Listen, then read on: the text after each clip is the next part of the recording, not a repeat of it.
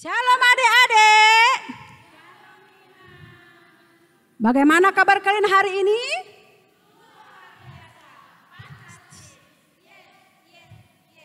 Iya, puji Tuhan. Anak-anak semua di rumah sehat-sehat. Baiklah, kita akan memulai ibadah kita pagi hari ini. Ibadah anak sekolah minggu HKBP Tembesi Transbarelang. Pagi hari ini kita akan menyanyikan 2 buah lagu. Yang pertama, mari kita bersukaria. Yang kedua, dalam suka duka bukan tetap tersenyum. Supaya lebih semangat, anak-anak semua kami undang bangkit berdiri. Laskar Kristus, yes!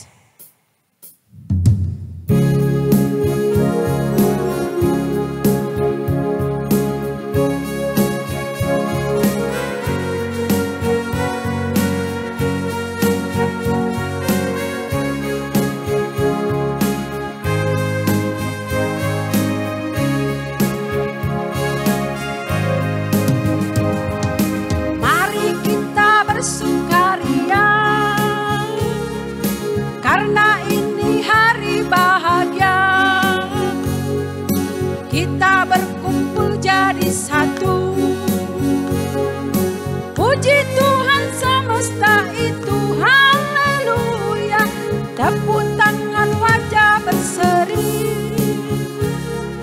hilangkanlah hati yang sedih.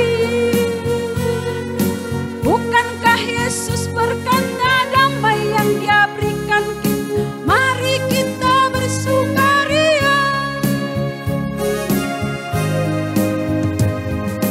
Mari kita bersukaria karena ini hari bahagia, kita berkumpul jadi satu. Puji Tuhan semesta itu, haleluya. Tepuk tangan, wajah berseri, hilangkanlah hati yang sedih. Bukankah Yesus berkata damai yang Dia berikan kita? Mari kita bersukaria.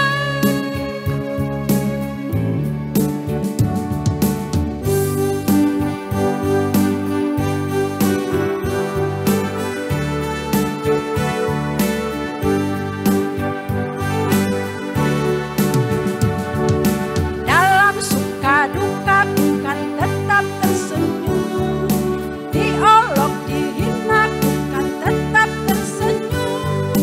Karena ku tahu Tuhanku Yesus sertaku, apapun terjadi bukan tetap tersenyum. Dalam suka duka bukan tetap tersenyum, diolok dihina bukan tetap tersenyum. Karena ku tahu Tuhanku Yesus sertaku, apapun terjadi bukan tetap tersenyum.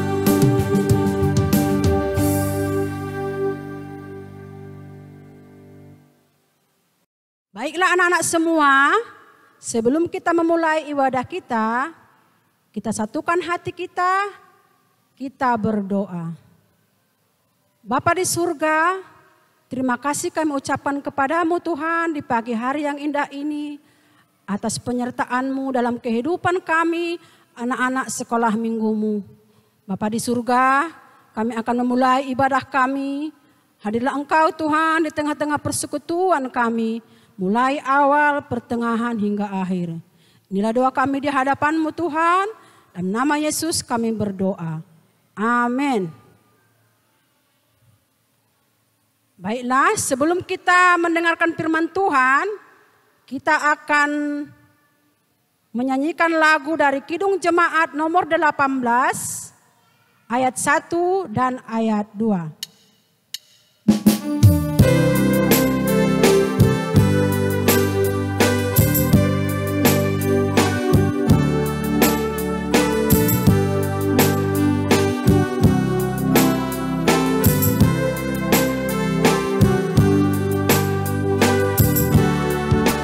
Allah hadir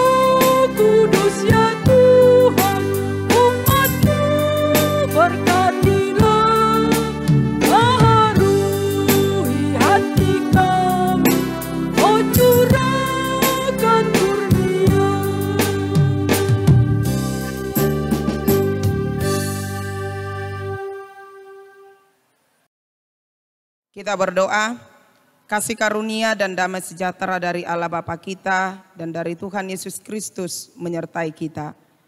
Amin. Shalom adik-adik sekolah minggu yang dikasihi oleh Tuhan. Khotbah kita pada minggu ini di 7 Maret 2021 yang tertulis di dalam Markus 14 ayat 43 sampai ayat 50. Mari kita buka Alkitab kita di Markus 14 ayat 43 sampai ayat yang ke-50. Inang bacakan, mari kita ikuti bersama. Waktu Yesus masih berbicara, muncullah Yudas, salah seorang dari ke-12 murid itu, dan bersama-sama dia serombongan orang yang membawa pedang dan pentung, disuruh oleh imam-imam kepala, ahli-ahli Taurat dan tua-tua. Orang yang menyerahkan dia telah memberitahukan tanda ini kepada mereka. Orang yang akan kucium itulah dia, tangkaplah dia dan bawalah dia dengan selamat. Dan ketika ia sampai di situ, ia segera maju mendapatkan Yesus dan berkata, "Rabi," lalu mencium dia. Maka mereka memegang Yesus dan menangkapnya. Salah seorang dari mereka yang ada di situ menghunus pedangnya, lalu meletakkannya kepada hamba imam besar sehingga putus telinganya. Kata Yesus kepada mereka, "Sangkamu aku ini penyamun, maka kamu datang lengkap dengan pedang dan pentung untuk menangkap aku? Padahal tiap-tiap hari aku ada di tengah-tengah kamu, mengajar di bait Allah, dan kamu tidak menangkap aku. Tetapi haruslah digenapi yang tertulis dalam kitab suci." Lalu semua murid itu meninggalkan dia dan melarikan diri. Demikian firman Tuhan. Adik-adik yang dikasihi oleh Yesus Kristus Tuhan kita, Inang mau bertanya, apakah adik-adik pernah melihat seseorang ditangkap atau seseorang dibawa ke dalam penjara? Dalam hal ini, orang yang ditangkap tentu pasti punya masalah. Tentu seorang yang ditangkap pasti melakukan sebuah kesalahan. Tapi Yesus yang ditangkap, dia tidak memiliki kesalahan. Tapi dia ditangkap dan dia dibawa dihukum di tengah-tengah Pontius Pilatus. Adik-adik yang terkasih di dalam Kristus Yesus, ketika Yesus ditangkap, itu bukan karena kesalahan dia, tapi itu adalah karena kesalahan kita. Karena dosa-dosa kita. Sehingga Yesus ditangkap karena mau menyelamatkan hidupku, menyelamatkan hidupmu, dan menyelamatkan hidup seluruh dunia. Anak-anakku yang terkasih, Yesus ditangkap karena dia mau berkorban supaya kita boleh memperoleh hidup yang lebih baik. Dan kita lihat tadi ada seorang muridnya yang ada di sana bernama Yudas Iskariot yang mengkhianati Yesus. Dengan apa adik-adikku? Yesus diberikan kepada orang-orang jahat itu, pasti semua tahu jawabnya ya, dengan ciuman. Dan dia dibayar dengan 30 perak mata keping uang. Dan itu menjadi sebuah sukacita bagi dia. Dia mengkhianati Yesus, tapi dalam hal ini Yudas dan semua rombongan yang datang membawa Yesus, dan Yudas Iskariot dia dibutakan oleh uang.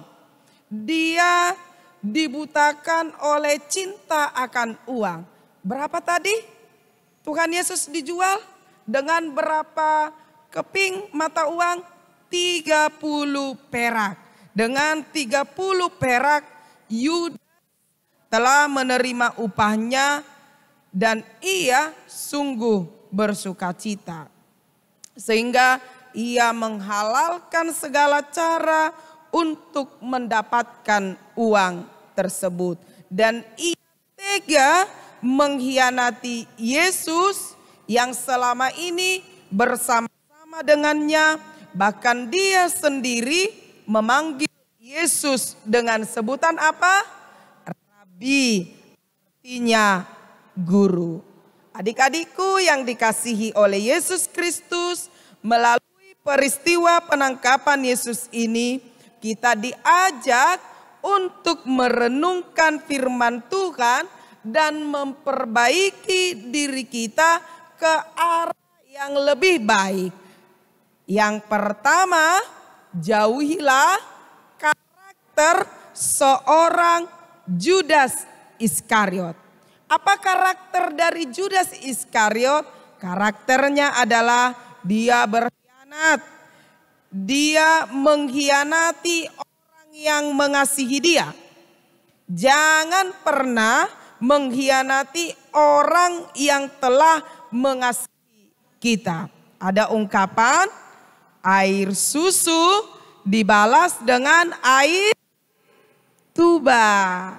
Karena itu jangan sekali-kali mengkhianati orang yang telah mengasihi kamu. Jangan sekali-kali mengkhianati orang yang menyayangimu. Seperti Judas Iskariot, dia telah mengkhianati Yesus, yaitu gurunya sendiri. Yudas membalas kebaikan Yesus dengan perbuatan jahatnya. Jadi adik-adik sekolah minggu, marilah kita senantiasa melakukan yang baik dan marilah kita senantiasa selalu melakukan yang baik kepada orang-orang. Jangan sekali-kali kita berbuat jahat, apalagi kepada orang-orang yang sudah mengasihi kita. Seperti siapa? Seperti orang tua kita, seperti kepada mama, kepada bapak, kepada adik, kepada kakak, abang. Jangan sekali-kali berbuat jahat kepada mereka. Kasihilah mereka. Karena itu adik-adik sekolah minggu senantiasa berbuat kasih kepada orang tua. Karena merekalah orang yang pertama sekali mengasihi kita sejak kita lahir ke dunia ini. Yang kedua, adik-adik sekolah minggu, teladanilah kasih Yesus. Yesus sudah mengetahui siapa dari antara murid-muridnya yang akan mengkhianatinya. Tetapi Yesus selalu mengasihi semua muridnya dengan berbagai karakter mereka masing-masing. Karena itu adik-adik sekolah minggu, walaupun kita di tengah-tengah keluarga, ada abang, ada adik, ada kakak, dan ketiganya atau 4 orang yang ada di dalam rumah, atau 5 orang pun masing-masing memiliki karakter. Dan orang tua kita selalu mengasihi kita dengan cara menasehati, memberikan petua, dan kita selalu didoakan oleh orang tua kita. Yang berikut, jangan pernah meninggalkan Yesus. Kita harus mengasihi Yesus karena Dia sudah terlebih dahulu mengasihi kita. Baik suka maupun duka, terkhusus di masa pandemi COVID-19, ternyata Tuhan begitu mengasihi kita.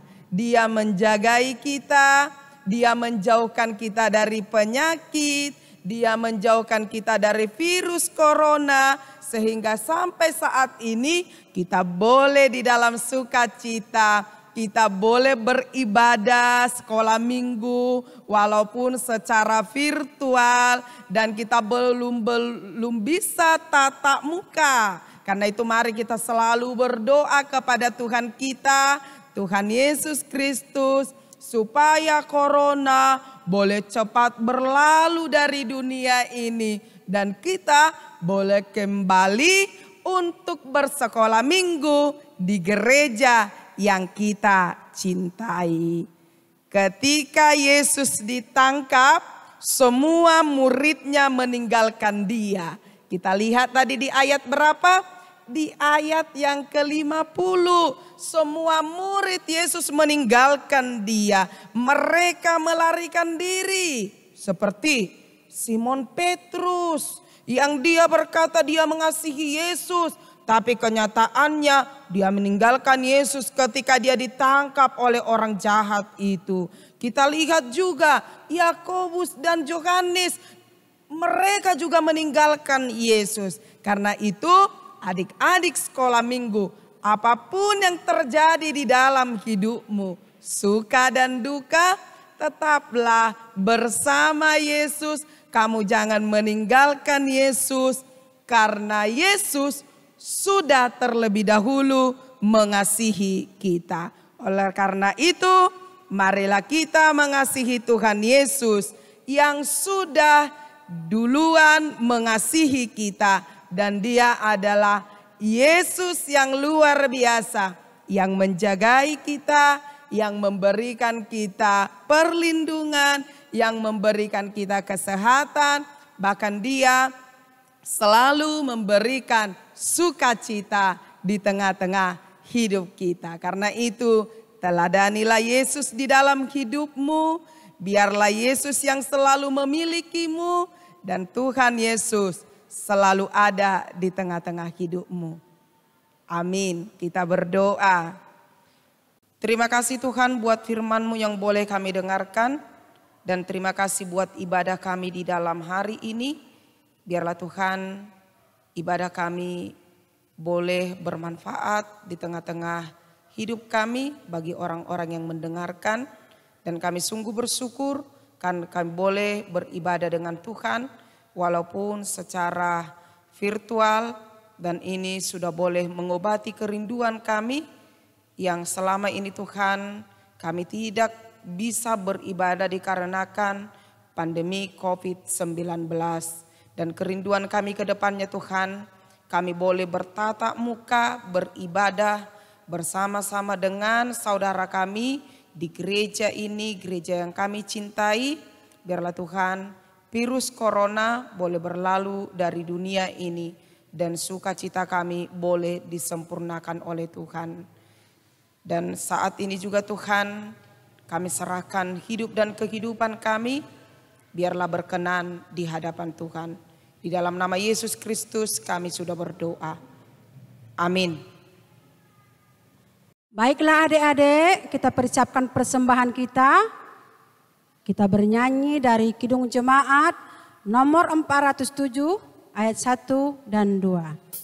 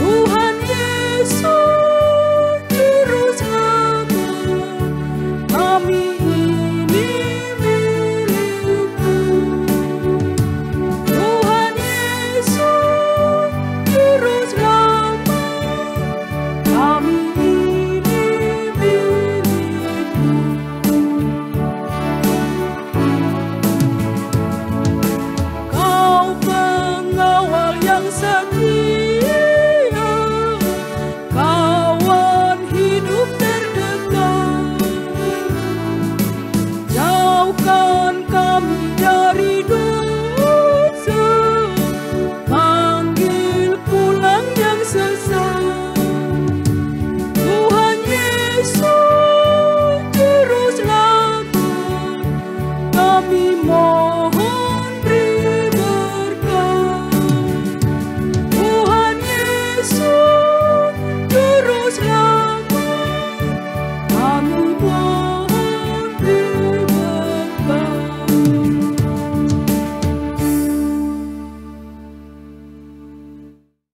Kita tutup ibadah kita, mari kita bersama-sama di dalam doa Bapa kami.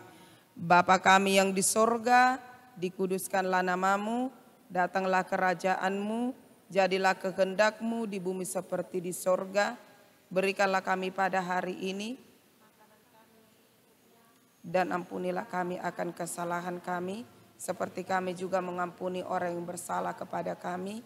Dan janganlah membawa kami ke dalam pencobaan, tetapi lepaskanlah kami daripada yang jahat, karena Engkau yang punya kerajaan dan kuasa dan kemuliaan sampai selama-lamanya. Amin. Anugerah Tuhan kita Yesus Kristus, kasih Allah Bapa, serta persekutuan Roh Kudus, kiranya memberkati kamu sekalian. Amin.